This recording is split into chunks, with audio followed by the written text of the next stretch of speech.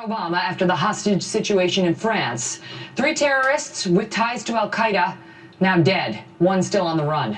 Chief White House correspondent Ed Henry is live tonight at the White House. Ed?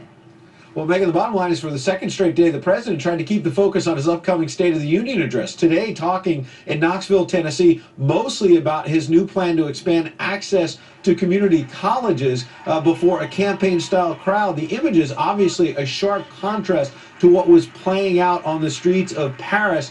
And that situation got only a passing mention from the president at the top of his speech. Listen. We're hopeful that the immediate threat is now resolved, thanks to the courage and professionalism of the French personnel on the ground. But the French government continues to face the threat of terrorism and has to remain vigilant. The situation is fluid.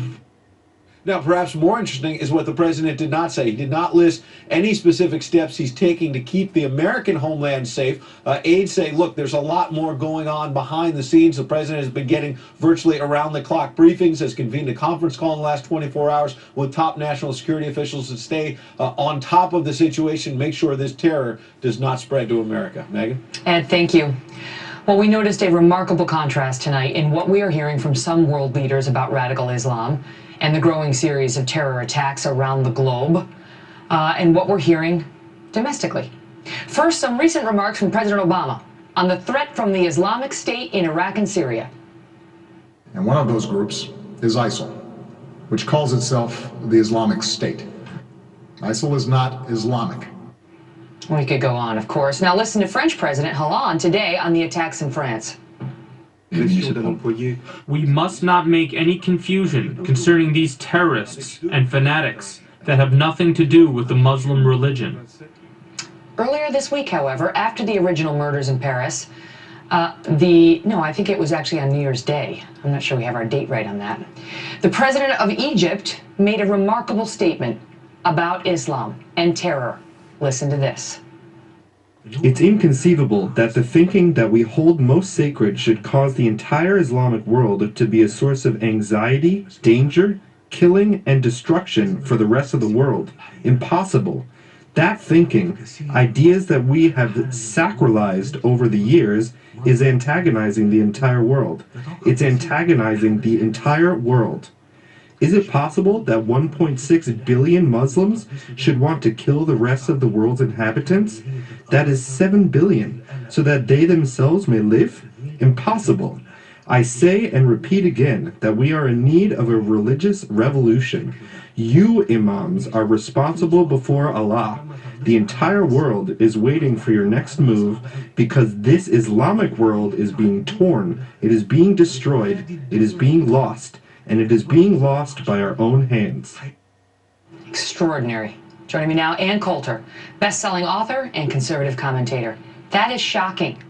Stand up there and speak to a bunch of imams and talk about how it's inconceivable. It's inconceivable that the thinking most sacred to us should cause the entire Islamic world to be a source of anxiety, danger, killing, and destruction for the rest of the world. This thinking is antagonizing the entire world. Right. And of all the Muslim leaders in the world, this is the one that Obama does not like.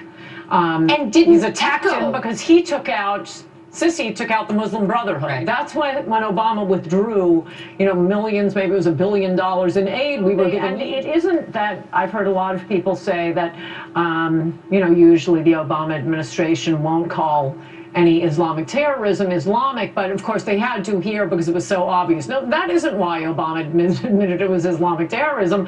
The socialist president of France admitted it. But he did admit it, Ann. No, you're right. He said it was terrorism, but he wouldn't say it was Islamic terrorism. He did have that part I love so much where we say it has nothing to do with the religion. Because I haven't heard that 8 billion times already. I needed to hear it 8 billion plus one. But here's let me just set it up, because when he remarked on this, President Obama the other day, he refused to call it Islamic terrorism, just terrorism, he said. And then he commented more today, and once again, he said nothing about Islamic radicalization, Islamic terrorism, radical Islam, nothing. And in fact, as the viewers know, back in 2010, his administration banned the term jihad, banned the term Islamic extremism from the central document outlining our national security strategy. They want to pretend that does not exist, apparently. Yes. Why does this happen? Well, about 10% of their population is Muslim. Maybe it would be better if they had immigrants that had a more similar background and who didn't respond to cartoons they don't like by shooting people. I think that's the next step to consider, but we can't consider. How do you get there? I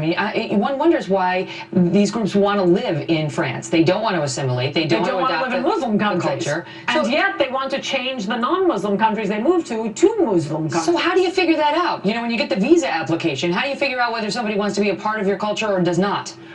Well, it may be a small minority, as the president and the president of France keep reminding us. This is not the majority of Muslims yet, and still, it's enough of them that maybe you take a little pause in Muslim immigration for a while. Right now, it is not true, as another politically correct conventional wisdom I've been hearing over and over again on TV as well. Our Muslims are different. We get a different brand, and we're so much better at assimilating. I'm sorry, have you been to the United States of America? We assimilate no one.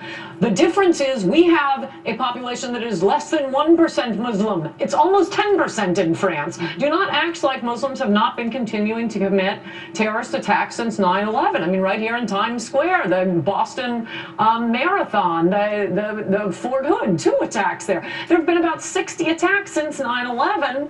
So yeah, okay, that's not the majority of them, but it's more than the terrorism we're getting from, say, British immigrants. But what difference would it make if we started calling it what it is? You know what I mean? The label, does the label matter? If President Obama said what Sisi said, what difference would it make? For one thing, he might not have withdrawn American funding from Sisi. There you have the good guy coming in, taking out the Muslim Brotherhood, and Obama's nose is out of joint. No, elevate the good ones. It also might make people reconsider mass immigration from the third world. Security agency. Speaking at its London headquarters, Director General Andrew Parker warned al-Qaeda terrorists in Syria are planning mass casualty attacks against the West, including the British transit system and iconic landmarks like Big Ben. Quote, "We face a very serious level of threat that is complex to combat and unlikely to abate significantly for some time. My sharpest concern as Director General of MI5 is the growing gap between the increasingly challenging threat and the decreasing availability of capabilities to address it." Parker is referring to the growing number of seasoned al-Qaeda members in Syria, many with ties to Osama bin Laden, known as the Khorasan Group. They include Sanafi al-Nasser and Muhsin al-Fadli. In an exclusive interview with the Fox Business Network, the NSA director said Paris shows how the followers of radical Islam think, then act. I didn't need to, use targeted violence or indiscriminate violence as a vehicle to help perpetuate this viewpoint of others. That's not a good development for us. That certainly increases the challenge from a intelligence perspective. Boy, that makes life a whole lot harder. And tonight, the State Department issuing a new warning to U.S. citizens overseas that the attacks against Americans are increasing and the risk of retaliation for U.S. airstrikes against ISIS in Iraq and Syria is credible. Megan? Catherine Herridge, thank you. Joining me now with more insurgency and counterterrorism, including against al-Qaeda. He's worked for U.S. Special Operations and is also the director of the International Security and Defense Policy Center at RAND Corp, a global think tank that advises the U.S. military. Seth, good to see you tonight. And this warning, according to General Keane, that we've now received from Andrew Parker, the head of MI5, he says it's extraordinary, that it's highly unusual. This is a very private man. He's not out there normally like the head of the FBI or the head of the CIA is here. And he's trying to tell us something. There's a reason he's gone public with this. Your thoughts on it? Well, Megan, past MI5 directors, including Andrew Parker, the current one, rarely speak publicly, maybe once a year, maybe not even once a year.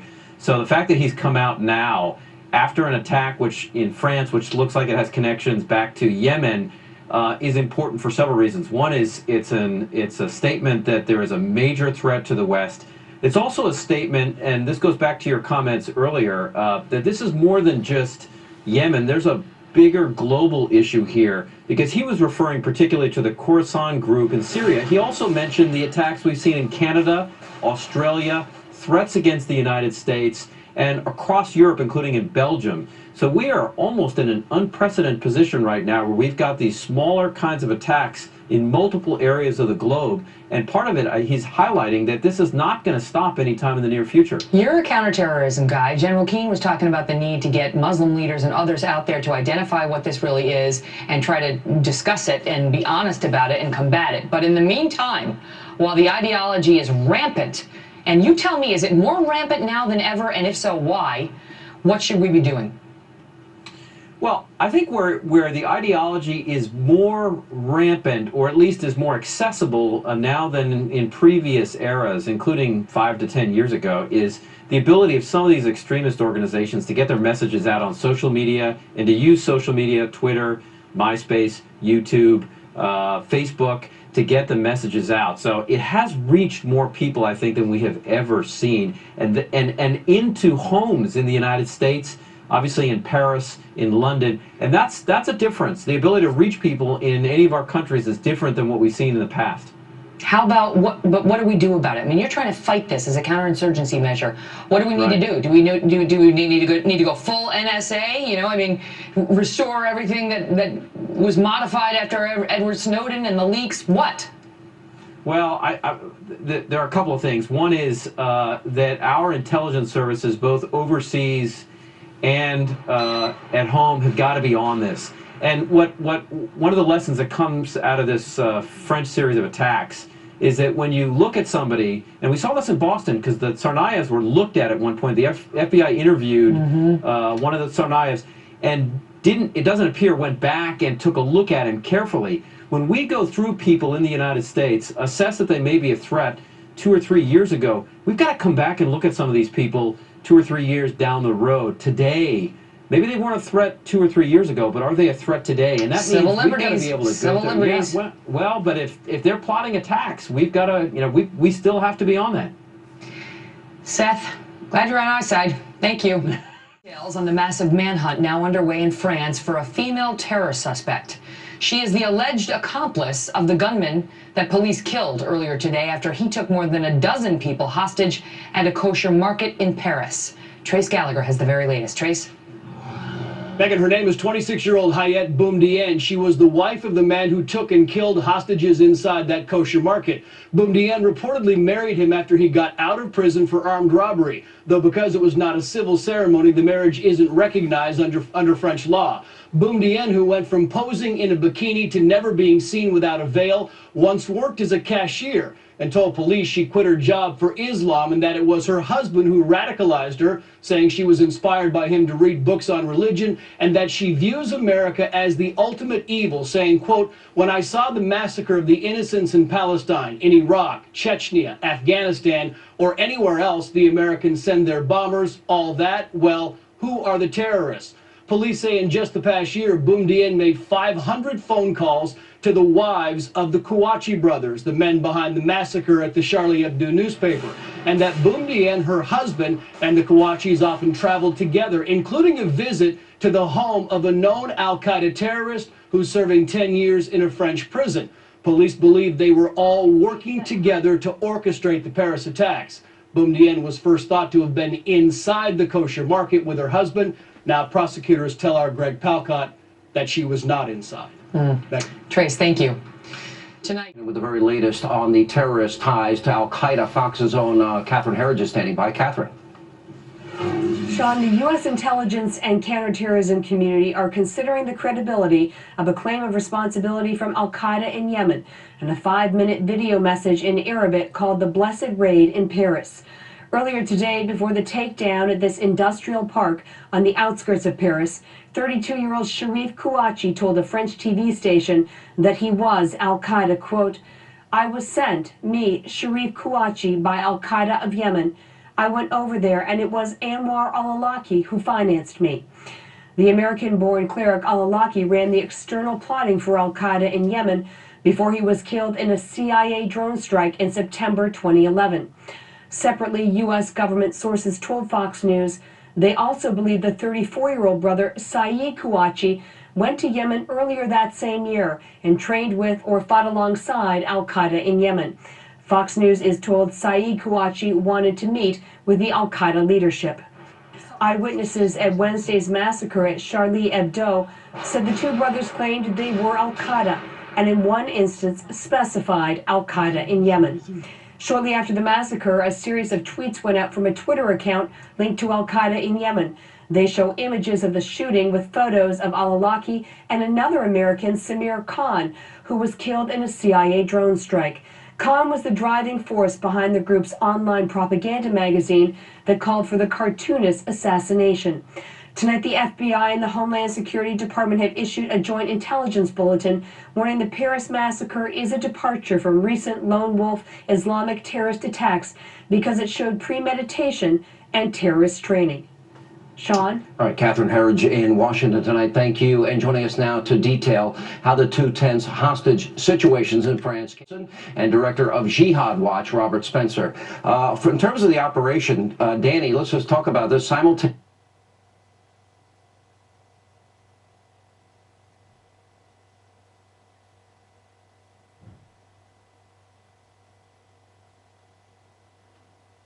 With us. We weren't at war with them. Immigrants in France and all over Europe are unprecedented. There has never been in the history of the world before large-scale immigration of a people from one place to another with a ready-made model of society and governance that they consider to be superior to the model of the place to which they are coming. They have no interest in integration, no interest in assimilation, all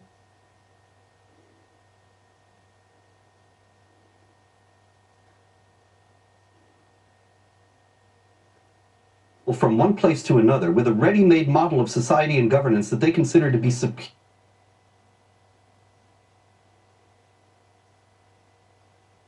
Were missed, just like with the 9/11 Commission report. They were at war with us. We weren't at war with them.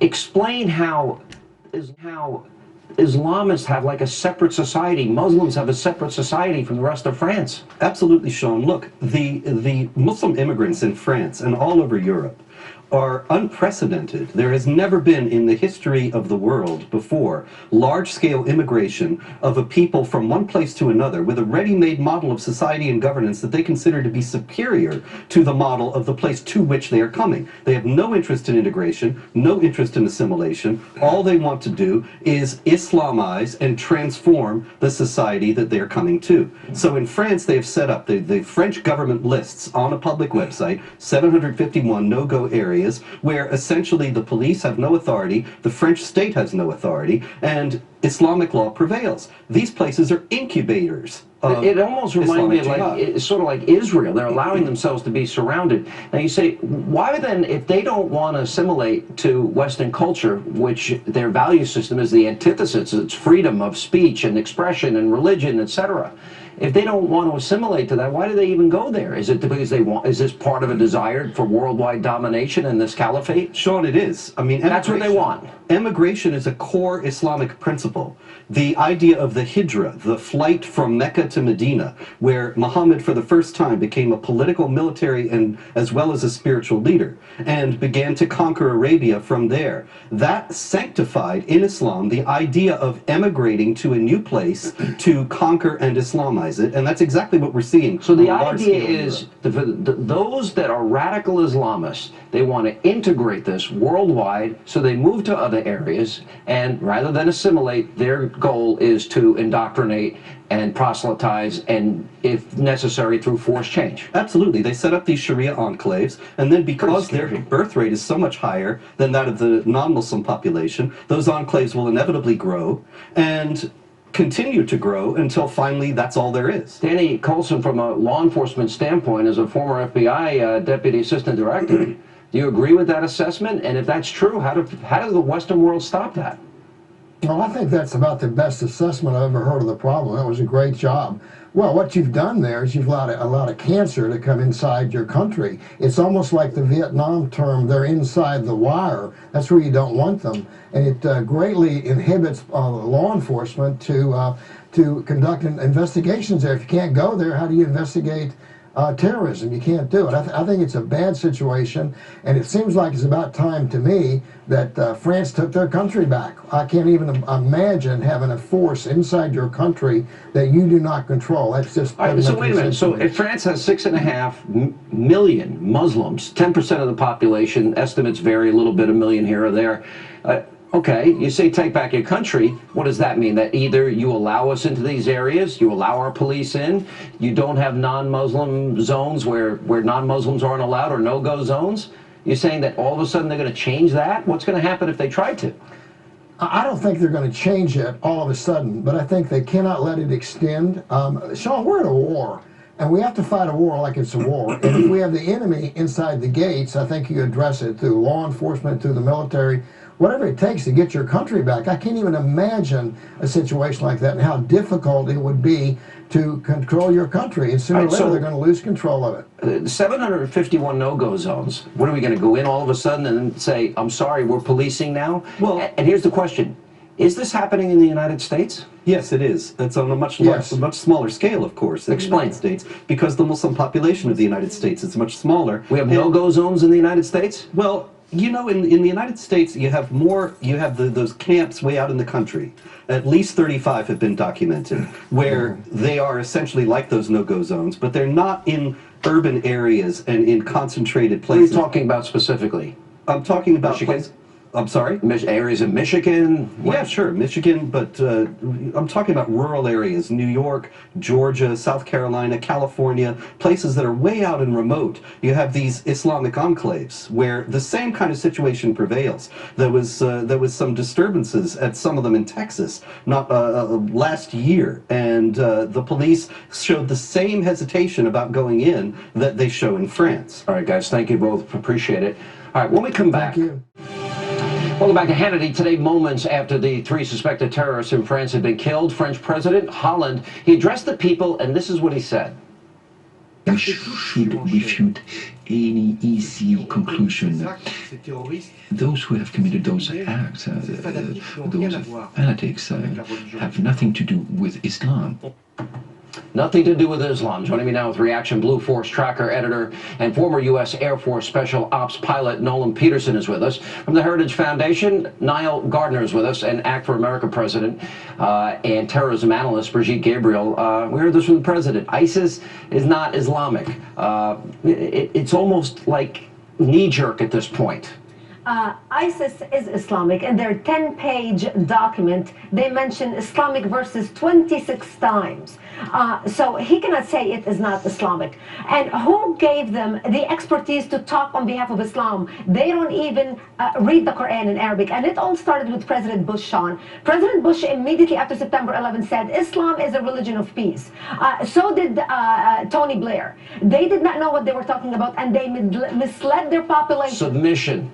Submission, Islam. The word in Arabic is Islam. Islam is submission. Salam is peace. But a lot of Westerners, because the two words sound very similar, Islam and Salam, they think Salam is peace. And it is very wrong. It is submission to Islam and nothing else. You know, if you look around the world, Niall, you know, we can look at America, France, we can look at Great Britain, Nigeria, Mali, Libya, Kenya, Somalia, Yemen, Iraq, Iran, Syria, Pakistan, Afghanistan. I can't even name all the countries. Violence in the name of Islam. And yet there's this denial, constant, non-stop denial. Why? Well, that's a very good point. I think that François Hollande, the French president, is in a complete state of denial with his statements earlier today. The same goes for President Obama. And the deadly threat that the West faces today is driven by Islamist extremism. It is religiously motivated violence. It is the greatest threat of our generation. And we really need to rise up to the challenge. Unfortunately, Mr. Hollande clearly is not up to the task. In many ways, France has become a basket case under his socialist rule. And we need strong, robust leadership on both sides of the Atlantic. Unfortunately, with Mr. Hollande and President Obama, they're both politicians in a deep state of denial. And this is a war that we simply have to win. We cannot win this war with policies of appeasement. Yeah, Nolan, isn't the world in a state of denial, and that there's very few people that seem willing to just state what is an obvious truth, especially on the left? I mean, I can name 2 people that will take that position. Well, I think what President Hollande said was naive, but I also have a different take on what he was trying to say. I don't think he was necessarily addressing French Muslims. I think the French president recognizes that his country is on the brink of cultural collapse. Wait, so in other And words, he's maybe afraid that the 751 no-go zones have now, that if they come out against this, that this is going to create an outright war in their society, a cultural conflict? Is that what he's saying? He's afraid to say that? What I think he's afraid to do what the cartoonists were not afraid to do?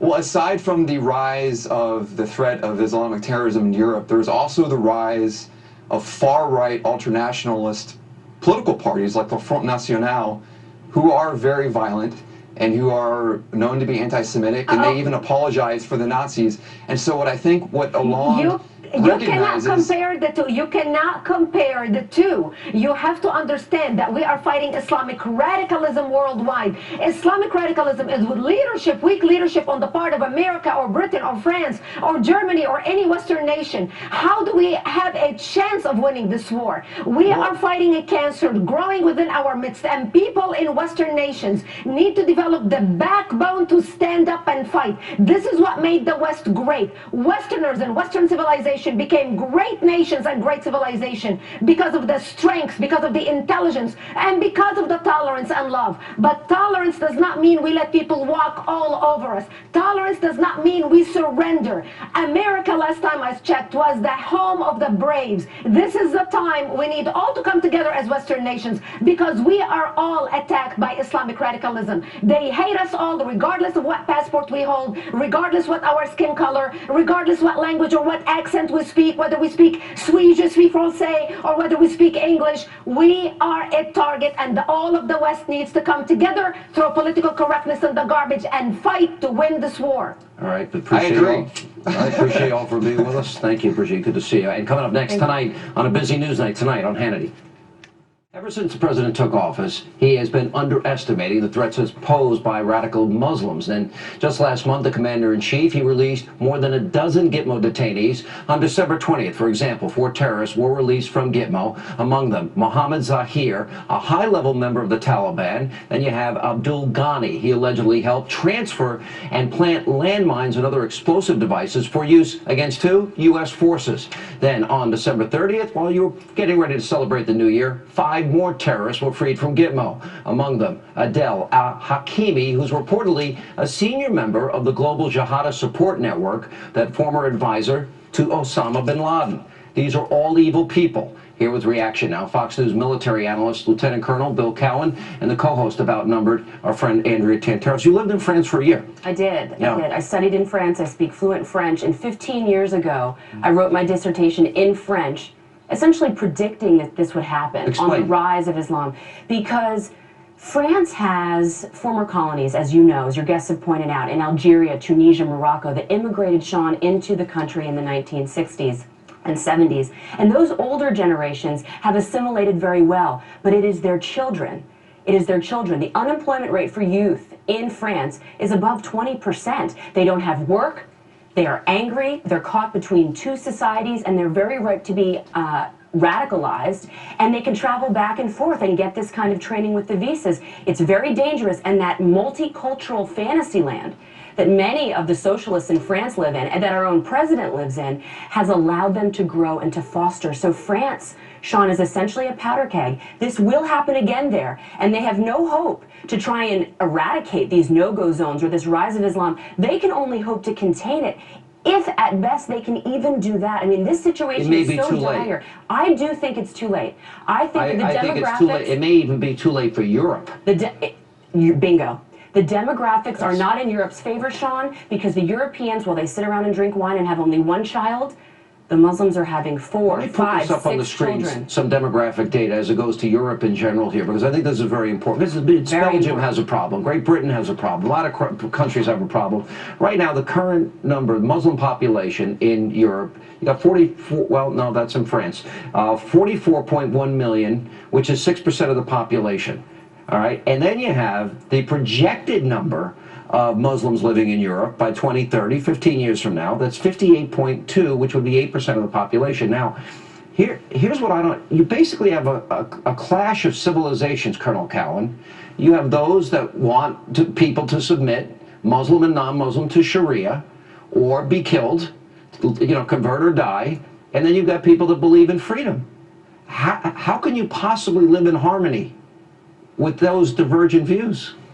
Sean, I think Andrea is exactly right. I think it's too late for France, and it's too bad. It's denial by design over there. Our own president and their president, denial by design of what we're dealing with, and maybe thinking somehow we can contain it. It's wishful thinking. It's wishing away the reality of the war that we are engaged in. Fortunately, here in the United States, almost all of our Muslim populations have assimilated, and we've given them opportunity to do things. But that doesn't mean we're not going to have problems over here. But as long as the problems are on that side, let's hope they stay on that side and not come this way. But if the Muslim population worldwide is 1.6 billion, which is the estimate, okay, and you got 300, 400 million that support this radicalized view, that's a lot of people that are waging jihad on the rest of society. That's right. And they have the guts and the wherewithal, Sean, to fight this out. Because they believe, and they've been fighting this for hundreds of years, they know in their hearts that the West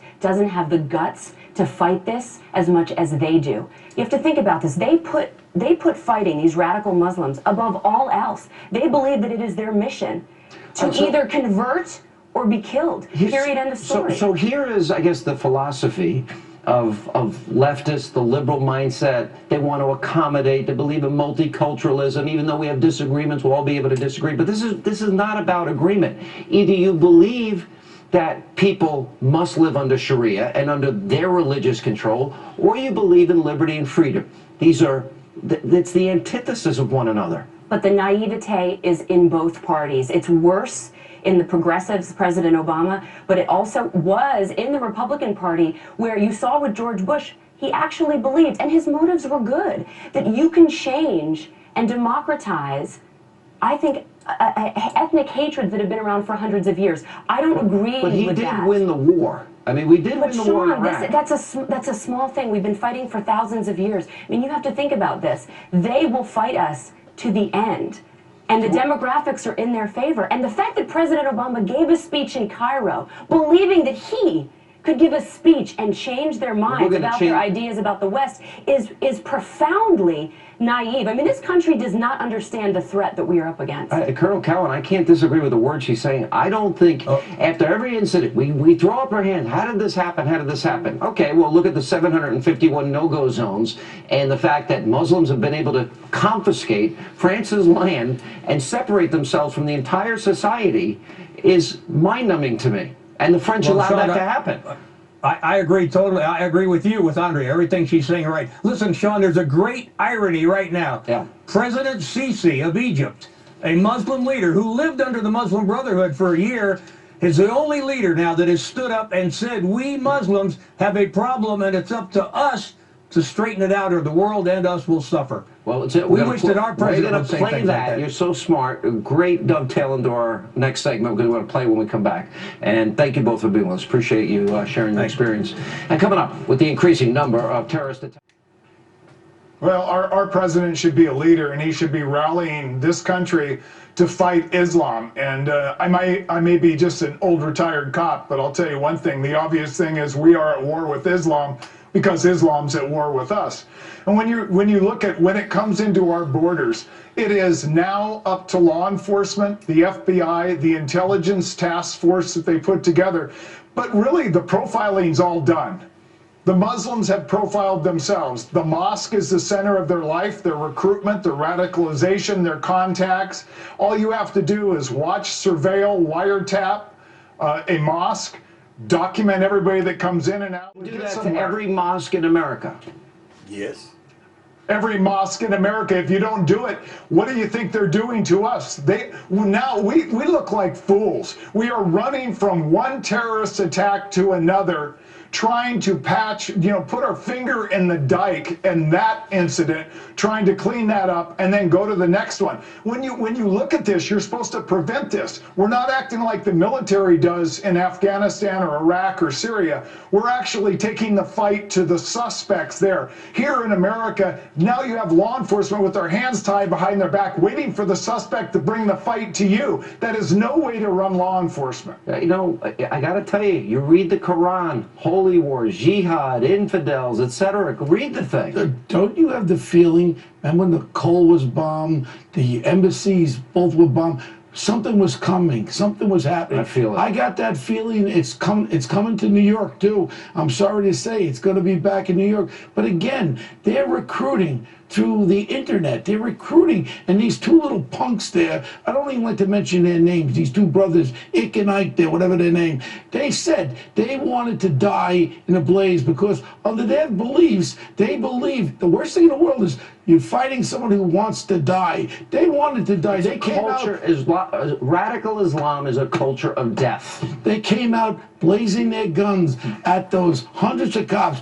And again, they had 80,000 military and cops that were there in France. They're going to say, and I guarantee you, they videotaped on their cell phone, Allah Baka Baka Woo, whatever the hell they say. And I'm telling you right now, they're going to be, I don't care what they say, but they're going to be martyrs that they took on 80,000 military guys and the police, and it took 80,000 to take our sons of Allah. Here's the problem. Mark, I'm listening to what you're saying. I think the world is out of touch, starting from the president on down. You say, okay, well, we've got to now profile mosques and Muslims in America because it's a clash of cultures. And you read the Quran, if you read it, interpret it literally, you know what? I understand where radicals come from because they interpret it that way. You're an Islamophobe, you're bigoted, you're hateful. Meanwhile, everyone forgets what life is like in Muslim countries or those under Sharia. Go try and practice your Christianity in Saudi Arabia or some of these countries. Why do we put up with this double standard? Well, we are going to follow political correctness to our grave. I mean, it's so important to be politically correct. Look, Islam has decided that Westerners must die, and they are projecting this onto these people that are recruitment ripe to have this done, and they are sending them out. If we do not take the fight to them, the fight will come to us. Now, the profiling of mosques, well, we could do other things too. Why are we still allowing students, college students, to come to this country on visas from countries that support, hide, harbor, and finance terrorists? We are fools, and the longer we're fools, the more this is going to happen, and they are going to actually have free reign because they can do it anywhere they want, and we are just reactive, not proactive. I agree. And the majority of them say they do not condone terrorist attacks, like the one we saw in France this week. But where are the leaders who are actually speaking out? Where's their outrage? Well, the Egyptian president, El-Sisi, well, he took a good first step. Take a look. أتوقف كثيرا قدام الحالة اللي احنا موجودين فيها. مش معقول يكون الفكر اللي احنا بنقدسه ده يدفع بالأمة دي بالكامل إن هي تبقى مصدر للقلق وللخطر والقتل والتدمير في الدنيا كلها. يعني ال1.6 مليار هيقتلوا الدنيا كلها اللي فيها 7 مليار عشان يعيشوا هم؟ مش ممكن. أنا بقول تاني احنا محتاجين ثورة دينية. Joining me now, the co-host of The Five, Bob Beckel, Pulitzer Prize-winning investigative reporter, Fox News contributor Judith Miller. Bob, you have always said, where are the moderate Muslim voices? This guy's life may now be on the line. Absolutely. I only wish your audience had a chance to see those words bigger, because this is the most seminal speech that's taken place in that region. This is the equivalent of Martin Luther King's I Have a Dream speech.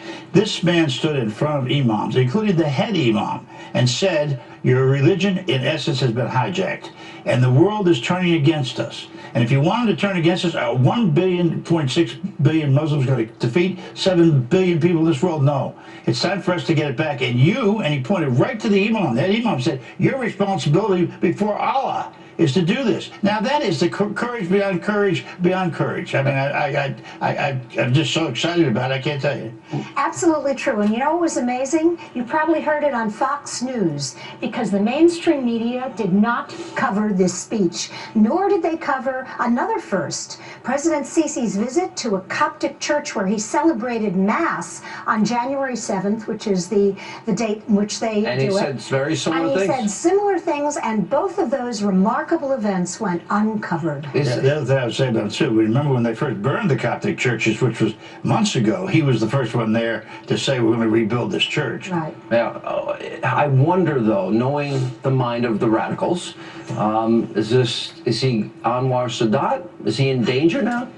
Oh, sure. Yeah, Of course he is, yeah, sure he is. But at least it's a fine Egyptian tradition of doing brave, courageous things that will help your people and help the world and be I read willing to pay Sadat's the price. autobiography years ago, and I got to tell you, he literally waited and waited and waited till his time, knowing that he wanted to bring about significant change, and as we all know, didn't end well in the Listen, end. I think Sisi understands that completely. This is a country that is, you go right through from Sadat, others have been, the bravest of brave have come out of Egypt. Regrettably, some of the more oppressive have too. But I'm curious to see whether some other leader of a Muslim state will step forward now. The most logical one would be the Saudis, who are most threatened by ISIS. Will they do that? I The doubt. Saudis have been duplicitous all these years. I could agree with you. I'm just saying it would be nice to see it. The Iranians are the ones who really have it on the neck. Do you think they'll do something about it? Just this very day, a guy got 1,000 lashes because he spoke out against the Prophet Well, in he Saudi only got Arabia. 50 of the 1,000. He's Okay. going to get the rest of them as time Right. goes on. All right, so you It's gotta- true, they practice the most radical and restrictive interpretation of Islam, so they don't want a revolution. They don't want what Sisi has called for. They'll oppose it. I don't, you know what, the silence though of imams even in this country has been rather deafening to me. Yeah, there are some that we've had on, in fairness, but those numbers are limited. Yeah, but the question you have to we ask keep bringing the yourself same is- people back the because fundamental question here is, I can only draw two conclusions. Either one, they agree with what's going on, or two, they're cowards. And I think, frankly, most of them are cowards because they see what goes on and they're worried about getting killed. Well, if you're a religious leader, you have to put your neck on the line sometimes. understand why? Because this is evil in our time. It could be thousands are getting slaughtered in the name of a religion, and it's getting worse every day, and it's impacting every continent. One of the world's biggest and greatest religions historically, and it's been taken over by a bunch of radical thugs who have no interest in the Quran. They have interest in killing and controlling and doing a Last word, Judith. We got to go. I think that is the problem. It is not up to us to reform Islam. It's up to Muslims who must stand up now and be counted and say, these people do not speak for us. It's All right, well incumbent said. upon them to do that. Appreciate it. All right, Bob Beckel. You beat out Howard Dean. Doesn't matter whether these people are Al-Qaeda, ISIS, Boko Haram, or any other insane group. They are all killing people in the name of Islam. But as Talking Points reported last night, rather than confront the jihad, many people, including President Obama, are doing everything they can to avoid the central issue. How do you defeat Muslim terrorism? Instead, we constantly hear this kind of stuff. We stand for freedom and hope and the dignity of all human beings. And that's what the city of Paris represents to the world. We have to acknowledge, and Muslims indeed do acknowledge, that there is a legitimate problem within Islam, but at the same time that we acknowledge that there is a real issue here of extremism within this vast religion, I think we have to be very, very careful not to engage in religious profiling and to recognize that, you know, one can't blame 1.6 billion adherents of this vast and complex religion. Now we asked Mr. Christoph there, who writes for the New York Times, to appear with us. He will not because he's afraid. He's scared. He is one of the chief apologists for Islam throughout the world. As soon as the mass murder took place on Wednesday, Christoph turned out a column saying, in essence, don't blame the Muslims. No, no, no. At this point, everybody knows that blaming all Muslims for terrorism is stupid and wrong. But even more foolish is the world looking away from the continuing threat. Maybe Mr. Christoph and other left-wing media should address this question. Why is there no coordinated strategy to defeat the jihad after all this time? And that's a memo. Now for the top story tonight, let's go to Paris, France, with Fox News correspondent Amy Kellogg. Dr. Zuhdi Jasser, the president of the American Islamic Forum for Democracy. So, you're a good guy, all right? I like you. You've been on this program. You're honest. You're clear thinking. You're an American patriot. You do good things because you're a doctor and because you are an honest man. I think. Thank you. I think you're going to pay a personal price. I think people have had enough with the Muslims. I'm getting letters all over the place. It's wrong. It's muddled thinking, but I think it's going to happen, Doc. Well, Bill, you know, it takes sometimes some tough medicine for us to wake up, and I've been taking this risk. Many Muslims do, and ultimately, short of the violence, I pray there's no violence against Muslims, but we need urgency. We need fire under our feet. We've been given a pass. There's been denial, and ultimately, the best thing that can happen to Muslims and Islam is to defeat Islamism, to defeat not only ISIS, but all Islamic states. The pool that's creating these radicals right now, the war so-called against terrorism is a whack-a-mole program because it's being created. The product is coming out of a much bigger problem, which is a large political movement where the Islamists believe their states are better than secular states. I, as a former naval officer, Bill, would die for America, would die for liberty. The jihadist would die for the Islamic State. That's how we need to figure out who the good guys are. Here's the problem. We have the president of Egypt and we have the president of Bahrain, both coming out and saying, you know, we're going to get the jihadists. We have the king of Jordan. He's a Muslim. He's going to get the jihadists too. So that's 3. But then you have the kingdom of Saudi Arabia, our big ally, that let the Wahhabists run wild. You got Pakistan, we've already discussed it. Disgusting country, revolting country, imprisoning the man who got bin Laden for us. Turkey, all right? Wouldn't even give us the support. They didn't even have to do anything. Just let us land our planes so we can get out ISIS. No. You see, now this is the stuff that people aren't going to make the differential. They're going to go, Muslims, we don't want to hear about them anymore. In Europe, you're seeing all the thousands of people. It's anti-Muslim demonstrations, not anti-jihadists. Well, because the lens that we're looking at this has been wrong. Remember, all those countries you listed are still part of the Organization of Islamic Cooperation. They still did not sign the UN Declaration of Human Rights. They signed the Cairo one based on Sharia law. To this date, during the Cold War, Bill, we had hundreds of researchers studying in the Pentagon, State Department, Soviet war theory, communist war theory. Today, we won't study Sharia. Islamic law is not being discussed as the instrument of political Islam. While some of these dictators may be better than others, what you're not hearing from the El-Sisis of the world, yes, they're getting upset with the populist Islamists, but as dictator tribal Islamists, they still feed from the same pool. What they're not saying is countering liberty, is building liberty, freedom, democracy. Don't believe well, they don't. Exactly. Well, what brought America was the defeat of theocracy, of the Tom Paines, the Thomas Jeffersons. Yeah, I mean, that was part of it. But they don't believe, the leaders in most of these Muslim nations don't believe in freedom. They don't believe that the masses have the education for it. We're not going to change that, but we have to get them to fight the jihad. Doctor, we appreciate your point of view. As always, you might want to check out the doctor's book called The Battle for the Soul of Islam. Very interesting read. And when we come right back, Geraldo is continuing at this hour for a suspected female accomplice to the deadly hostage situation at a Paris supermarket. And while her whereabouts are currently unknown, we are learning much more about the men behind the initial attack on the Charlie Hebdo magazine. It turns out one of these guys called a French TV station just before he and his brother were killed in a shootout with police earlier today. Watch the subtitles on the bottom of your screen. Je te dis juste qu'on est les défenseurs du prophète sallallahu alayhi wa sallam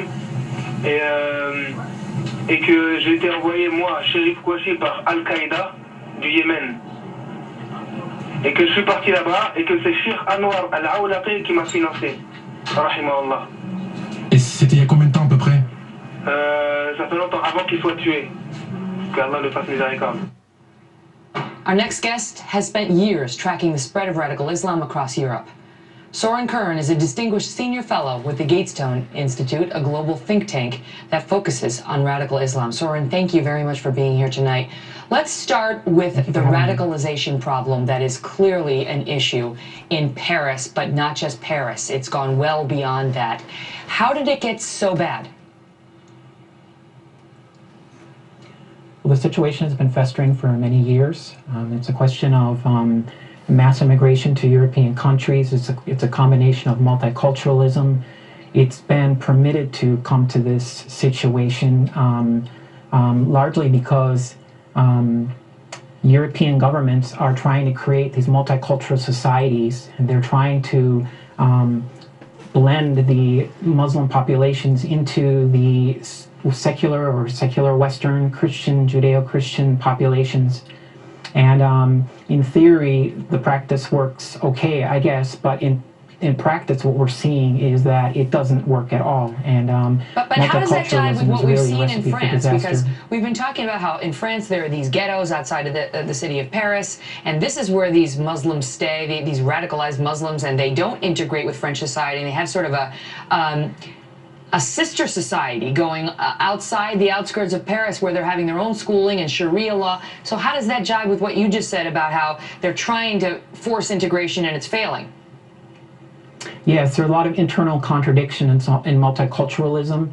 Multiculturalism in practice works a lot different. Instead of integrating immigrants and making it a great big melting pot like in the United States, in Europe what is happening with multiculturalism is really a segregation.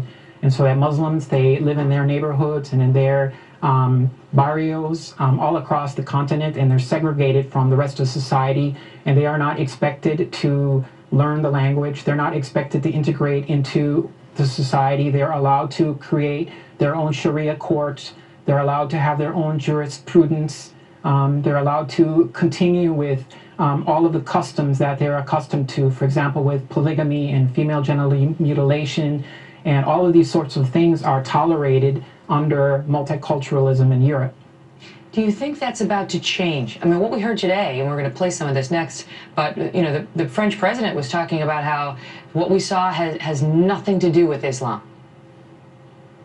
Well, I thought that this might be a turning point where it might get the attention of the European elites that this multiculturalism is leading to a disaster for Europe. But when I heard the French president de-link what has happened in France over the past couple of days from Islam, it makes me believe that this actually may not be a turning point at all. It really depends on if there are more copycat incidents like this, if there are other attacks in other parts of Europe. But it seems to me there's a resistance among the European elites to really call Islam what it is and to link a lot of this radicalism to the basic documents and doctrines of Islam. And until that happens, it seems to me this is going to continue.